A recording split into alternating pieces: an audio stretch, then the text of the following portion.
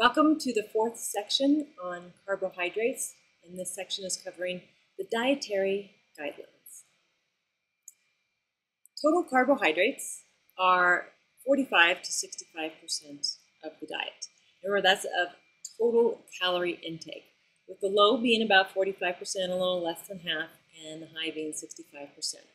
These are the 2010 dietary guidelines.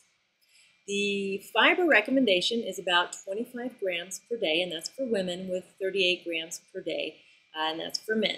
And this does go down once you're over 50. Added sugar intake is less than 5% of the diet. And again, that's of total calorie intake, so it's a very small part of the diet.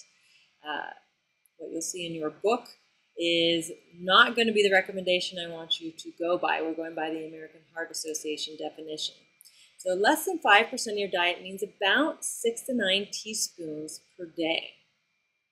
And the last recommendation when coming to carbohydrates is to reduce intake of refined carbohydrates.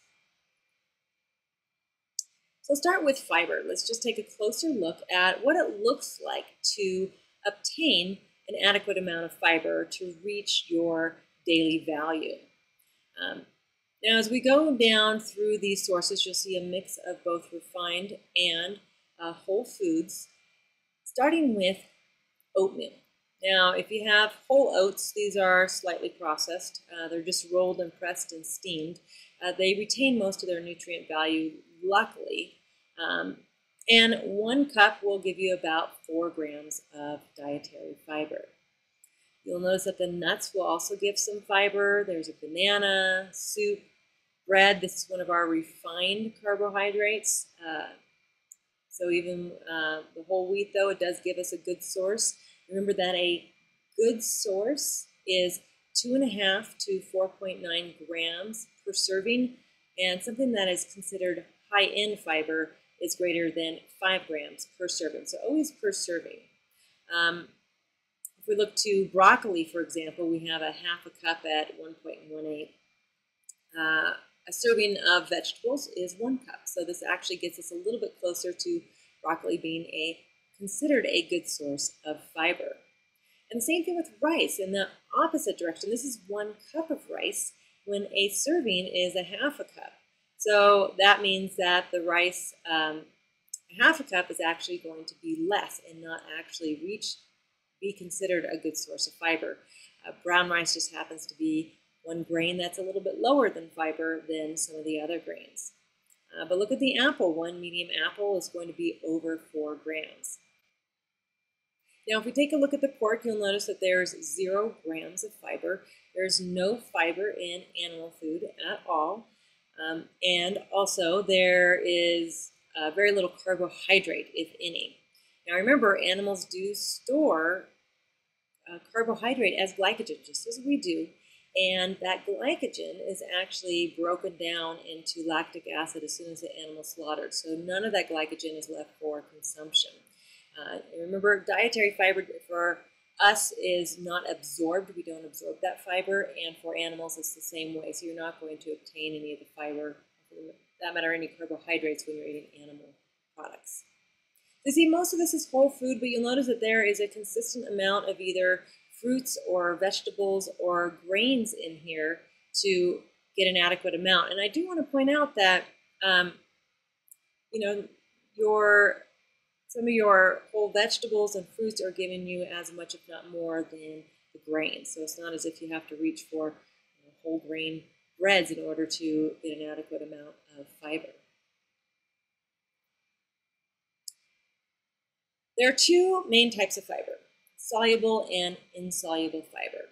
When you think about soluble fiber, we're going to think about the fibers that form gels, and it's called a viscous type of fiber. And down here I have a picture of oatmeal, and the oatmeal, you can, when you cook oatmeal, and it does form a little bit of a gel. That is the soluble fiber.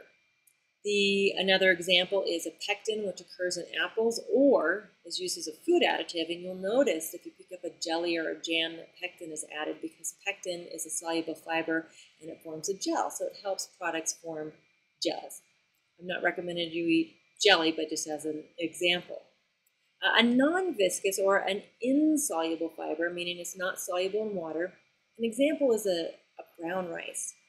Now think about when you have a light, fluffy brown rice. It's not clumping together. They're separate pieces. They're not going to dissolve in water. They're not going to form a gel. That's more of an example of an insoluble fiber.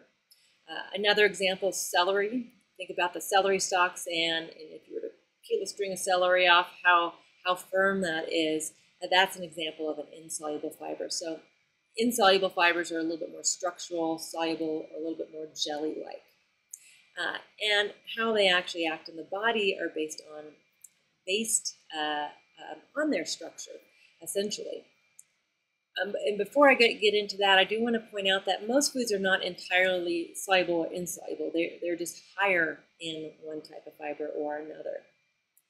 Soluble fibers are mostly known, as far as their functions, to work in I like to think of it as the upper gastrointestinal tract, or our intestines.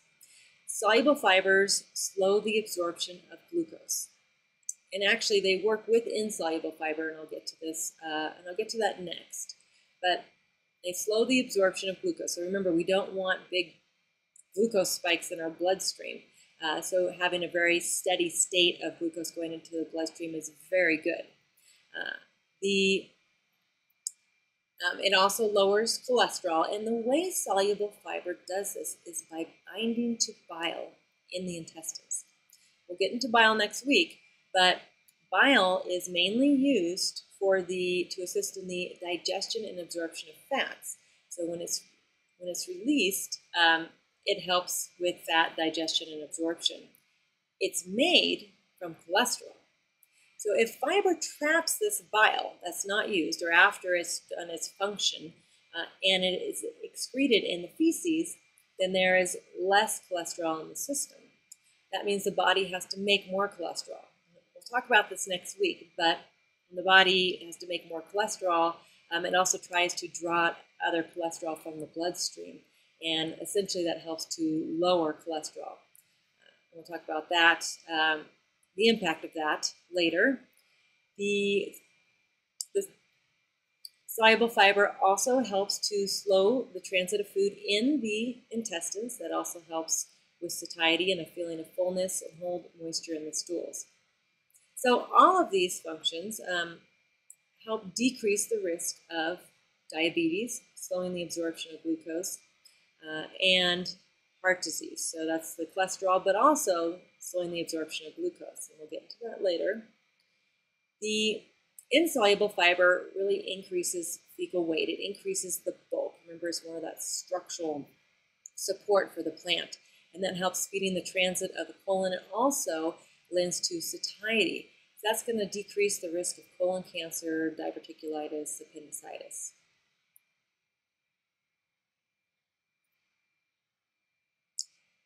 So added sugar, the upper limit is less than 5%. Yeah, that's the upper limit. You don't want to have more than 5% of your total calorie intake coming from added sugar. I'm not saying total sugar, just added sugar. Now, what does that mean? That's about 100 to 150 calories a day from added sugar, which also translates to about 6 to 9 teaspoons. And I don't mean, if you have your teaspoon, I don't mean it's this big heaping teaspoon, just like a regular teaspoon, 6 to 9 teaspoons, if you're adding it to, say, your coffee or tea. And then 25 to 35 grams a day. So if you're actually looking at grams. So these are all the same thing. It's just a different way of saying how much added sugar that you can intake per day. So let's just take a look at a breakfast and see how quickly this added sugar can add up. Let's say you start with 2 cups of coffee a day, right? And you have 2 teaspoons, which is 4 grams a teaspoon, per day, per cup of coffee. So that comes out to 4 teaspoons of sugar, or 16 grams. You also have 2 slices of toast, and bread, slice of bread usually has about 2 grams of sugar. Sometimes it has a lot more, but we'll go on the lower side. So that gives you another teaspoon, or 4 grams. And then you have your yogurt, your strawberry flavored yogurt. And most yogurts are about 25, 26 grams of sugar, but some of that is from lactose. And remember, lactose comes from milk, so that's a naturally occurring sugar. The rest is added.